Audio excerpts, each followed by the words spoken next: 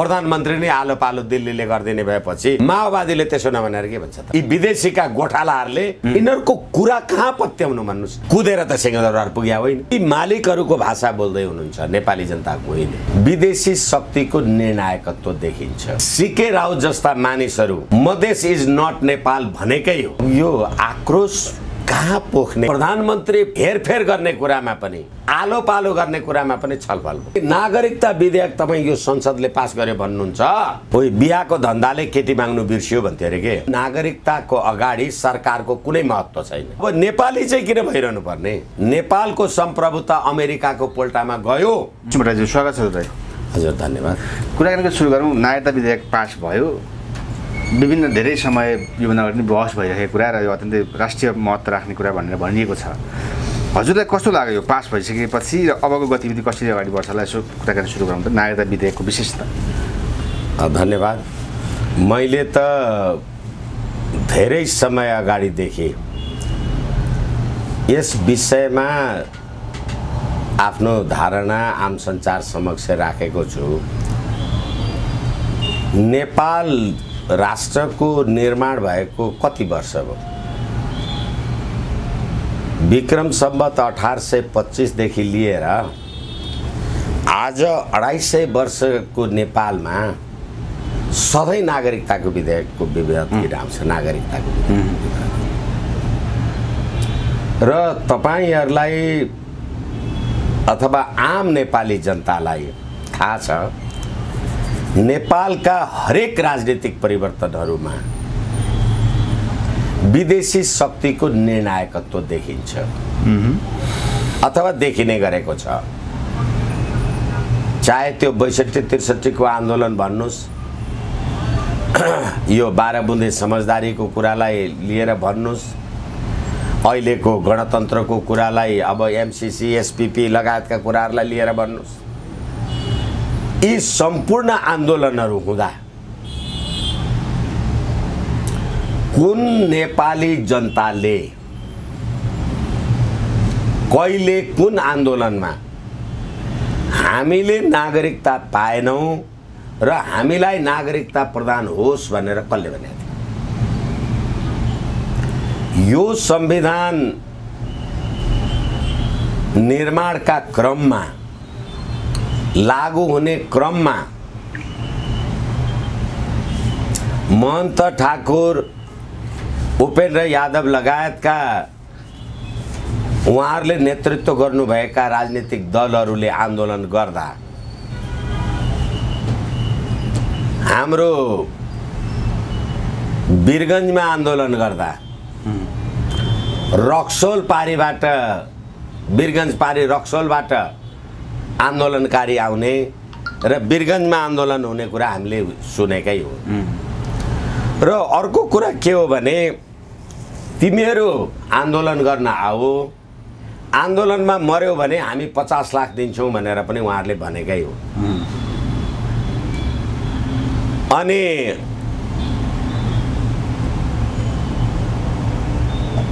यो देशका सीके राव जस्ता मानिसहरू मधेस इज नट नेपाल भनेकै हो र सधैँभरि नागरिकताको आन्दोलन तपाईले किन गर्नु भएको छ? नागरिकता बाँड्ने काम किन गर्नु भएको छ? मैले तपाईहरुलाई कति निवेदन गर्न सक्छु मलाई थाहा छैन। सम्प्रभुताको अर्को नाउँ नै नागरिकता हो। किनभने नेपाली जनताले मतदान गरेपछि तपाई देशको मन्त्री, प्रधानमन्त्री, प्रधान सेनापति आदि इत्यादि जे हुने होला त्यो सम्पूर्ण कुरा हुनुहुन्छ। अनि तपाई नेपाली नागरिक भएपछि नेपालमा तपाईलाई स्थायी बसोबास आदि इत्यादि जे गर्ने सम्पूर्ण संवैधानिक, कानुनी, राजनीतिक, व्यावहारिक अधिकार प्राप्त हुन्छ। अनि जहिले पनि हाम्रो दक्षिणतिरको छिमेकी देश, हालाकि अपवादको रूपमा केही उत्तरी चिनियाहरू पनि होलान्, तर अत्यन्त नगण्य रूपमा, तर रोटी र बेटीको नाउँमा, संस्कार, सभ्यता र संस्कृतिका नाउँमा जहिले पनि नेपालमा नागरिकताको प्रश्न उठाउने दक्षिणी छिमेकीहरूबाटै यो कुरा आइरहेको। तर अहिले गठबन्धनको सरकारमा माओवादीहरूले भन्नुभयो कि सत्ता गठबन्धनको सँगको नजिकताले गर्दा अथवा उहाँहरूलाई छोड्न नसक्ने कारणले वैवाहिक 7 वर्षे कुरा थियो जुन वैवाहिक नागरिकता प्राप्ति त्यसलाई समेत हामीले तोड्नुपर्ने अवस्था आयो भन्नुभएको छ उहाँहरूले। भनेपछि यसलाई कसरी लिन सकिन्छ? अब यो आक्रोश कहाँ पोख्ने भन्ने हुन्छ। धेरैचोटि मैले भनेको छु तपाईँहरूलाई, सरकार, सत्ता र सम्प्रभुता। सरकार भनेको के हो? सरकार भनेको एउटा राज्य व्यवस्था अन्तर्गत आवधिक रूपमा 2 वर्ष, 3 वर्ष, 4 वर्ष, 5 वर्ष जनताले भोट दिएर पठाउने सरकार हो। तर जुन राज्य प्रणाली हो, जस्तो 47 सालको संविधान भन्नुहोस्, 19 सालको संविधान भन्नुहोस्, त्यो चाहिँ एउटा निर्दलीय अथवा बहुदलीय, त्यो चाहिँ सत्ता भयो। अनि सत्ता पनि परिवर्तन हुन्छ, 10-15 वर्ष हामीले हेरिहाल्यौँ। तर नागरिकताको प्रश्न भनेको सम्प्रभुता हो। भनेको सम्प्रभुता भनेको तपाईँले सम्प्रभुता समाप्त भएपछि त्यसलाई प्राप्त गर्न। तर संयुक्त सरकारको बाध्यताले माओवादी पनि यसमा चुक्यो। एकैछिन, मैले मेरो कुरा तपाईँलाई भन्न जाने जस्तो लागिराखेको छैन। भारतको अथवा सिक्किममा 1975 मा सिक्किमे जनताले भोट हाले। म अलिकति धैर्यताको लागि निवेदन गरौँ, भोट हाले त तिनै जनताले भोट हालेर सिक्किमको संसद बन्यो। अनि त्यही सिक्किमको संसदले सिक्किमको सम्प्रभुता अब भारतमा विलय हुन्छ भनेर पास गरे। भारतमा विलय भयो। अब फेरि सिक्किमी जनताले भोट हालेर भारतमा विलय भएको सम्प्रभुता हामी कहाँ फिर्ता आओस् भन्यो भने आउँछ? यसरी बुझ्नु न, बुझौँ न। र अहिले माओवादीले भने यो माओवादीको नाउँ लिनु पर्दा वास्तवमा माओवादी र नेपाल भन्नु पर्दै अब त यति धेरै तिक्तता, खिन्नता, आफैलाई लाज घिन भयो। तर यहाँ त प्रचण्डले भनेकै कुरा अगाडि बढेको छ, सरकार उहाँकै हातमा छ नि त। एकैछिन, त्यसैले गर्दा त हिजो तपाईँले नेपालमा 17,000 मान्छे मार्नुभयो। कहाँ बस्नुभयो? भारतमा बस्नुभयो। के भनेर मार्नुभयो? भारतसँगको असमान सन्धिलाई तलमाथि गर्छु, भारतसँग चाहिँ सुरुङ युद्ध गर्छु भनेर नेपालमा 17,000 मान्छे मार्नुभयो। नेपालमा 17,000 मान्छे मार्दा एउटा के नारा दिनुभयो? संसद भनेको कुकुरको मासु बेच्ने, खसीको टाउको देखाएर कुकुरको मासु बेच्ने थलो हो भन्नुभयो। तर 17,000 मान्छे मारिसकेपछि तपाईँ कहाँ आउनुभयो? त्यही कुकुरको मासु खाने संसदीय व्यवस्थामा आउनुभयो। संसदीय व्यवस्थामा आउनु मात्रै भएन सन्तोषजी। अस्ति भर्खरै असारको 31 गतेदेखि लिएर त्यो जुन 2-3 दिन शुक्रबारदेखि आइतबारसम्म उहाँले दिल्लीको भ्रमण गर्नुभयो। त्यो दिल्लीको भ्रमण गरेर आइसकेपछि पनि मैले तपाईँहरूसँग निवेदन गर्दा भनेको छु, अब त नेपालको सरकारमा मन्त्री, प्रधानमन्त्री हेरफेर गर्ने कुरामा पनि, आलो पालो गर्ने कुरामा पनि छलफल भयो। त्यो छलफल भयो भनेको 4 दिन पुग्दा नपुग्दा यहाँ नागरिकता पास भयो, विधेयक पास भयो। कसरी पास भयो? फास्ट ट्र्याकबाट पास भयो। फास्ट ट्र्याक भनेको के? देशको संविधान, कानुन, प्रतिनिधि सभाको नियम, नियमावली, समिति, कमिटी के छ त्यो सबै चाहिएन। अनि नागरिकता विधेयक तपाईँ यो संसदले पास गर्यो भन्नुहुन्छ। अनि माओवादीले यो भन्यो, माओवादीले त्यो भन्यो। यसै कारणले गर्दाखेरि तपाईँहरूले जुन माओवादी नेताहरूको नाउँ लिनुहुन्छ, जसले भारतमा बसेर चिनिया नेताको नाउँ लिएर नेपाली नागरिकको हत्या गर्छ, जो आफू सत्तामा बसेर गठबन्धनमा बसेर जसको विरुद्धमा सत्य निरूपण तथा मेलमिलाप आयोगमा 60,000 अपराधका उजुरीहरू छन्, तिनीहरू राज्य सत्तामा बसेर ल्याएको नागरिकता विधेयक त्यो नेपाल र नेपालीको विधेयक हुन्छ त्यसले नेपालको सम्प्रभुताको रक्षा गर्छ। संयुक्त सरकारलाई को बाध्यताले गर्दा जो गर्नु पर्यो भनेर देव गुरुङले भन्नुभयो नि त। फेरि पनि मैले तपाईँलाई निवेदन गर्दैछु, ओइ बिहाको धन्दाले केटी माग्नु बिर्सियो भन्थ्यो अरे के। तपाईँले सरकारको बाध्यताले, सरकार भनेको मेरो निमित्त, अहिले मैले भर्खरै तपाईँलाई जे भने, सरकार भनेको नागरिकताको अगाडि सरकारको कुनै महत्त्व छैन। किनभने सरकार कसले बनाउँछ? जनताले मत दिएर बनाउँछन्। जनताको सम्प्रभुता, जनताको राजकीय सत्ता भनेकै जनताको इच्छा बमोजिम सरकार राज्य सत्ता सरकार बन्ने, राज्य सत्ता बन्ने कुराले गर्दा हो। फेरि मैले तपाईँलाई सुरुमा निवेदन गरेँ, यो देशमा कतिवटा आन्दोलन हुँदा नेपाली जनताले कहिले कहिले नागरिकता चाहियो भनेर नारा लगाएका थिए। अब अहिले तपाईँ आमाको नाउँबाट नागरिकता दिनुहुन्छ, बुवाको नाउँ लेख्नु परेन। एकछिनलाई मान्नुहोस्, मसँग कुनै एउटा केटी मान्छेको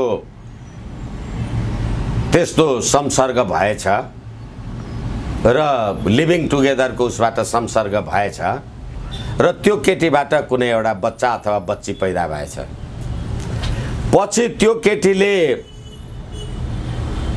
अर्को कुनै रामे श्यामेसँग औपचारिक बिहा गरिछन् र त्यहाँबाट पनि एउटा कुनै बच्चा र बच्ची भएछ भने अब त्यो केटा र मसँगको लिभिङ टुगेदरमा पैदा भएको बच्चाको बिचमा शादी बिहा भयो भने त्यहाँ दिदीभाइ दाजुबहिनीको बिहा हुन्छ कि हुँदैन? जात रह्यो, थर रह्यो, धर्म रह्यो, संस्कृति रह्यो, सभ्यता रह्यो, गाई गोरु भए पनि त भयो नि।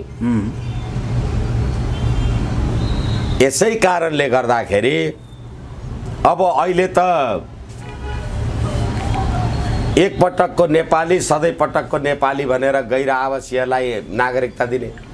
तपाईँ आजको नेपाली सधैँको नेपाली हो भनेदेखि तपाईँले नेपाल प्रतिको कर्तव्य, दायित्व, हक, अधिकार के पुरा गर्नुभयो? के पुरा गर्नुहुन्छ तपाईँले? र तपाईँले तपाईँ जुन मुलुकमा जहाँ बस्नुहुन्छ होला, तपाईँ त्यहाँ पनि त सरकार सत्ता त रोज्नुहुन्छ नागरिकता भएको कारणले गर्दा। अनि तपाईँलाई त्यहाँको सरकार सत्ता चाहिँ चाहियो, नागरिकता त्यहाँको पनि तपाईँले परित्याग गर्नु नपर्ने, नेपालको पनि पाइने भनेपछि अब नेपाली चाहिँ किन भइरहनु पर्ने? यो सरकारले त भनिदिए भयो नि त, अब हाम्रा देशका जतिजना सबै यो विदेशी नागरिकता लिन चाहन्छन् उनीहरू सबलाई पनि। हामीले एमसीसी बारे कुरा गर्दा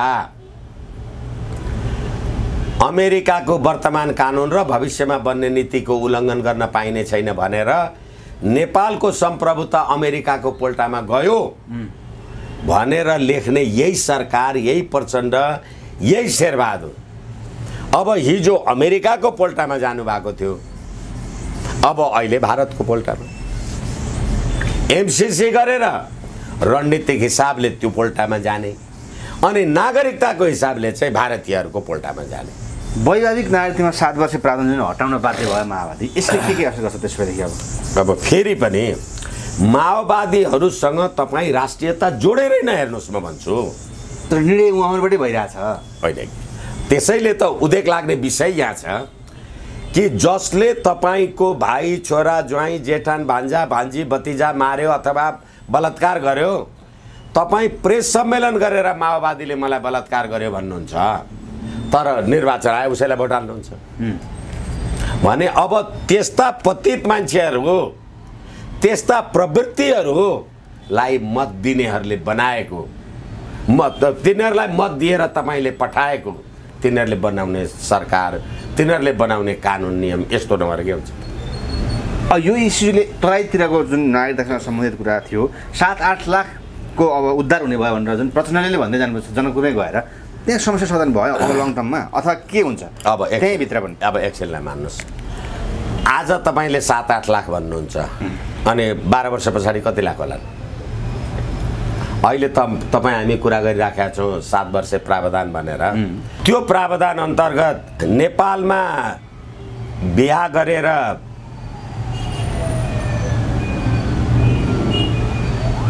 सन्तान पैदा गरेकी स्वास्नी मानिस भोलि फर्किएर भारतीय अर्को व्यक्तिसँगै अर्को विवाह गरेर जानुभयो अथवा आफ्नो माइतै फर्केर जानुभयो, त्यो अवस्थामा के हुन्छ? फेरि पनि मैले त सुरुमै भने नागरिकता जस्तो विषयलाई तपाईले अब आज 5 लाख 7 लाख भन्नुहुन्छ, हामी जम्मा 2,94,00,000 हाम्रो जनसङ्ख्या रहेछ। भारतको जनसङ्ख्या संसारको सबैभन्दा बढी जनसङ्ख्या 1,39,00,00,000 भारतको जनसङ्ख्या। रोटी र बेटी सांस्कृतिक सम्बन्ध भने चाहिँ अहिले 5 लाख भन्नु, अब फेरि 5 वर्ष पछाडि 15 लाख हुन्छ। के गर्नुहुन्छ? आउने जाउने बाटोघाटो त रोक छैन, खुला छ, शादी बिहा त छैन, अनि सकल सुरतले पनि अनुहारको बनावटले पनि फरक त छैन। अनि त्यसैले अब प्रधानमन्त्री नै आलो पालो दिल्लीले गरिदिने भएपछि माओवादीले त्यसो नभनेर के भन्छ त?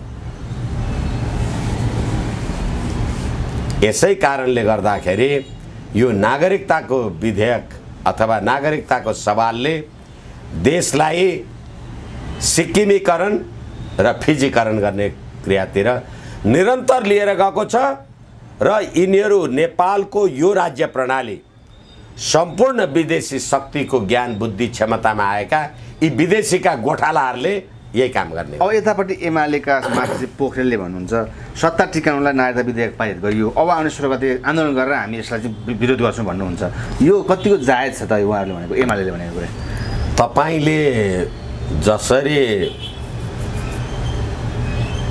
रोस्टम घेरेर 4 महिना 6 महिना संसद चल्न दिनु भएन, त्यसै गरेर तपाईँले यो नागरिकता विधेयक पास हुन चाहिँ किन दिनुभयो?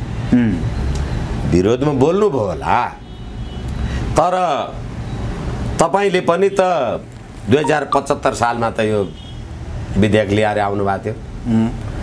राजेन्द्र महतो जस्ता मान्छे जसको बाबुको नागरिकता भन्दा आफ्नो नागरिकता पहिले बनेको छ, त्यस्ता मान्छेलाई मन्त्री परिषदमा राखेर तपाईले नागरिकता अध्यादेश ल्याएको होइन र? अनि अहिले शङ्कर पोखरेलले भनुन् कि कुनै कटुवालले भनुन्, यसको कुनै अर्थ छैन। फिर्ता गराउन सक्छन् त्यसपछि एमाले? नेपाली जनताले चाह्यो भने फिर्ता हुन नसक्ने केही छैन। तर के हो भनेदेखि नेपालका राजनीतिक दलहरूको सबैको दोहोरो भूमिका तपाईँ हेर्नुहुन्न। एमसीसी पास गर्यो भने त खरानी हुन तयार छु, तर पास हुन दिन्न भने लीलामणि पोखरेल, माओवादी, देव गुरुङ यी कहाँ छन् अहिले? यी खरानी भए कि सरकारको बाध्यता भयो अनि हामीले यो नागरिकता विधेयक पास गर्यौँ भने? अनि नेपालमा एमसीसी पास कहिले हुनेछ कहिले हुनेछ ठेगान छैन। यिनै केपी शर्मा ओलीको सरकारले होइन, एमसीसीमा सही छाप हुनुभन्दा अघिदेखि नै 2017 देखि नै 1,30,00,00,000 एमसीसीको कार्यान्वयनको लागि पैसा छुट्याएको। अनि यिनै केपी शर्मा ओलीजी होइनन् राजा ज्ञानेन्द्रको 2063 वैशाख 11 गतेको भाषण मैले ड्राफ्ट गरेको भन्ने? यिनीहरूको कुरा कहाँ पत्याउनु भन्नुहोस् न? कुन एङ्गलबाट हेरेर चाहिँ यो चाहिँ कुरा निष्कर्षमा होला, यो चाहिँ कुरा पत्याउँ भनेर कसले भन्ने भने? जस्तै यही कुरामा एमसीसीदेखि अहिले नागरिकतामा कुरा गर्दा प्रचण्ड अथवा माओवादीले सत्ता गठबन्धनको रक्षाका लागि यो काम गरिरहेको भनिएको छ। पहिला पनि भनिएको थियो एमसीसीमा, अहिले पनि त्यही भन्नुभएको छ। किन यही कुरालाई दोहोरिएको छ गठबन्धनको कुरा? तपाईँहरू क्षमा चाहौँ, तपाईँहरू जहिले पनि सत्ता गठबन्धनको कुरा गरिराख्नु भएको छ। म सम्प्रभुताको रक्षाको प्रश्नको बारेमा चिन्ता गरिराखेको छु। त्यसै कारणले गर्दाखेरि तपाईँको सत्ता, तपाईँ यदि तपाईँले राष्ट्रघात गर्नुभएको रहेछ, तपाईँले नागरिकता विधेयक तलमाथि गर्नुभएको रहेछ, तपाईँले एमसीसीमा बदमासी गर्नुभएको रहेछ भनेपछि त नेपाली जनताले तपाईँलाई मत नहाल्नु पर्यो नि। कुदेर त सिंहदरबार पुग्या होइन, कुदेर त मन्त्री प्रधानमन्त्री होइँदैन। तपाईँलाई लाइन लागेर भोट हाल्छु म, अनि दाटो होइन त्यो फल्ना त चोर हो, चोरलाई एउटा भोट दिएर आएँ भन्छु। नेपाली जनताको मानसिकता हेर्नुहोस्।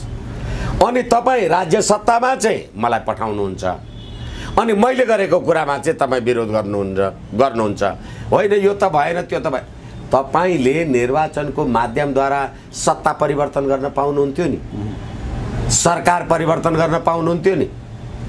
यसै कारणले नेपाली जनताको जागरुकता नहुन्जेल यी सत्तामा पुगेकाले चाहे कहिले गठबन्धन भन्नुहोस्, चाहे बहुमतको सरकार भन्नुहोस्, चाहे के को सरकार भन्नुहोस्, यी सम्पूर्ण गतिविधिहरूले नेपालको राष्ट्रिय एकता, अखण्डता, स्वाधीनता दिनै कमजोर र अरू कमजोर भइराखेको छ। जस्तै आजै फेरि प्रचण्ड के भन्नुहुन्छ भने अहिलेको निर्वाचन प्रणालीले अबको गणतन्त्र खतरामा जाने भयो भन्ने आजको अवस्थामा छ। फेरि उहाँको भनाइ तालमेल के देखिन्छ त उहाँको भनाइ र अबको आउने? त्यसैले एक थरी प्रवृत्तिहरू देख्नुहुन्न तपाईँ? पूर्ण समानुपातिक प्रणाली चाहिन्छ भनेर हिजो चाहिँ राजाले राष्ट्रिय पञ्चायत अथवा राजाले प्रतिनिधि सभामा 2 जना 4 जना मान्छे मनोनित गर्दा राजा निरङ्कुश हो कोनी के भन्ने। अहिले तपाईँले समानुपातिकको नाउँमा कतिजना मान्छे नेपाली जनताले नचिनेका मान्छे तपाईँले मन्त्री बनाउनु भएको छ, मान्य बनाउनु भएको छ। एकछिनलाई मान्नुहोस्, 165 जना मान्छे नेपाली जनताले मत हाल्छन्, अनि 110 जना राजनीतिक दलहरूले समानुपातिकको रूपबाट छान्छन्। मलाई नेपाली जनताले भोट हाले, म 30,000 भोट पाएर एउटा संसद सदस्य भएँ। एउटा मेरै पार्टीको एउटा रामप्रसाद अथवा रामकुमारी, हरिकुमारी भन्ने मान्छेलाई पार्टीले मान्य भन्यो, मान्य हो। जनताको सम्प्रभुता कहाँ रक्षा? त्यसैले प्रचण्डले के भनिराखेका छन् भने, अथवा यो भनाइमा यिनीहरूको नियत के देखिन्छ भने, नेपाली जनता होइन कि जहाँ जहाँ मालिकहरूसँग प्रधानमन्त्री आलो पालो गर्ने सल्लाह र परामर्श गर्नुहुन्छ, जहाँ जहाँ एमसिसी र एसपिपी पारित गर्ने गतिविधिहरू गर्नुहुन्छ, ती मालिकहरूको भाषा बोल्दै हुनुहुन्छ, नेपाली जनताको होइन। त्यो मालिककै हिसाबबाट चलेको छ अहिलेसम्म? निश्चित रूपमा। कहिलेसम्म यो हुन्छ त्यसो भए? तबसम्म जबसम्म नेपाली जनताको चेतना यिनीहरूको प्रतिकूल जागरुक हुँदैन। निकै समय लाग्ने देखियो त्यसो भने? होइन, राजनीति सम्भावनाको खेल हो भन्नुहुन्छ। यो अहिले जे कुरा मैले भने, यदि यो मैले भनेको कुरामा नेपाली जनताको सहमति अथवा नेपाली जनताको क्रियाशीलता भयो भने त सडकमा आन्दोलनमा निस्किनका लागि त कुनै समय लाग्छ, के ठेगान छ। तर भोलि नै निस्किन्छ, के ठेगान छ? 5 वर्ष पनि निस्किँदैन कि 10 वर्ष पनि निस्किँदैन कि। तर यदि निस्किएन भने नेपालको अक्षुण्णता मलाई लाग्छ यसले निर्वाह गर्दैन। जस्तै जनता समाजवादी पार्टीबाट अलग भएका डाक्टर बाबुरामले नयाँ पार्टी नेपाल समाजवादी पार्टी गठन गर्ने कुरा आएछ र वामपन्थी एक हुने भन्ने कुरा पनि आइरहेको छ। यो कोरिलेसन र उहाँको यो पार्टीले केही देखिन्छ? होइन, नेपालका वामपन्थी, नेपालका काङ्ग्रेस, नेपालका कम्युनिस्ट के अर्थ राख्छ भने, यिनीहरू जब भारतीय विस्तारवाद अथवा अमेरिकी विस्तारवाद भनेर राजनीति गरेर गरिब नेपाली जनता 17,000 मार्नलाई तयार भए, अहिले तिनै भारतीयहरूको खुट्टा ढोगिराखेका छन्, तिनै अमेरिकी उज्राजियाहरूको खुट्टा ढोगिराखेका छन्। अब यिनीहरूले पार्टीको नाउँ समाजवादी राखे पनि, धन्यवादी राखे पनि, पापवादी राखे पनि, तपाईँ मासु खाने मान्छे हुनुहुन्छ भनेदेखि कृष्ण प्रणामी मान्ने मान्छेहरू त, धर्म मान्ने मान्छेहरू त मासु खाँदैनन्। अनि तपाईँले मासु बोकेर गएर उसको घरमा खानुभयो भने तपाईँ घाँटीबाट छिर्दैन? ये सब यही गति।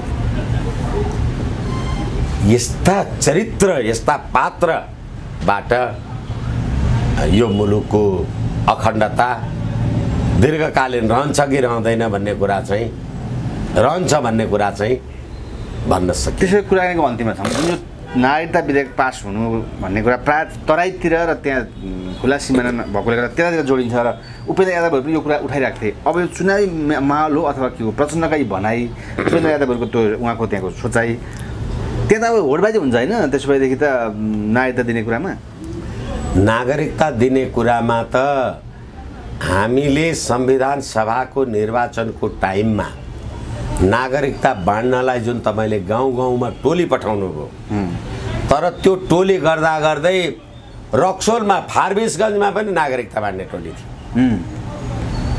अनि त्यो नागरिकताले नपुगेर अहिले 5 लाख भने अब फेरि तपाईँ 2 वर्ष पछाडि जानुहोस् अर्को 8 लाख। यो नेभर इन्डिङ। यसै कारणले नागरिकतालाई जसरी तपाईँले पान पसलमा पान पराग जस्तो बिक्री वितरण गर्नुभएको छ, यसले यो देशको राष्ट्रियता दिगो रहन्छ। तर नागरिकताको समस्या त छ नि त, कति पाएकै छैन। फेरि तपाईँहरू यही कुरामा, तपाईँ नेपालमा तपाईँको बुवा, हजुरबुवा, जिजुबुवा बस्नुभयो होला, 10 पुस्तासम्म तपाईँले नागरिकता पाउनु भएन भन्ने कुरा त्यो व्यावहारिक छ, सम्भव छ। अनि सन् 50 को सन्धिको कारणले तपाईहरुलाई याद रहोस्,